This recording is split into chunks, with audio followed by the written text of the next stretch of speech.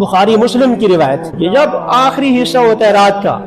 اللہ تعالیٰ آسمان دنیا میں اپنے شان کے مطابق نزول فرماتے ہیں، اور ہے کوئی بندہ جو مجھ سے مغفرت طلب کرے میں اس کو معاف کر دوں، ہے جو مجھ سے اپنی حاجت مانگے میں ان کو دوں۔ اور ترمذی شریف میں روایت ہے، قیل علی رسول اللہ صلی اللہ علیہ وسلم، آپ صلی اللہ علیہ وسلم سے پوچھا گیا ای الدعاء اسمع، کس موقع پر دعا زیادہ قبول ہوتی ہے؟ آپ نے فرمایا کہ جوف اللیل الاخر، رات کے آخری حصے میں، رات کا آخری حصہ ہو اور تم ہو تمہارا رب ہو، یہ ایک موقع۔ دوسرا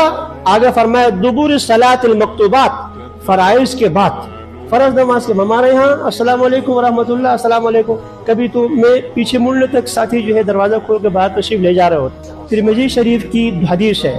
الصلاۃ تخشع وتضرع، نماز تو عاجزی کا نام ہے، آہوزاری کا نام ہے،